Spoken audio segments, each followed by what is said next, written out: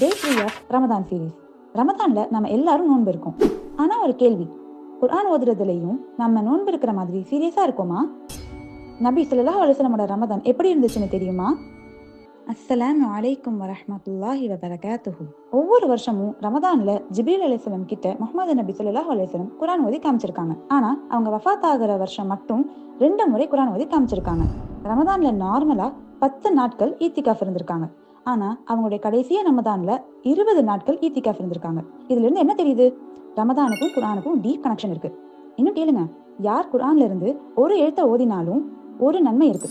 அது ஒவ்வொரு எழுத்துக்கும் 10 மடங்காகும். எப்படின்னா, அலிஃப் லாம் மீன்ற வார்த்தையில இருக்கிற அலிஃப்க்கு 10 மடங்கும், லாம்க்கு 10 மடங்கும், மீம்க்கு 10 மடங்கும் ஆகும்.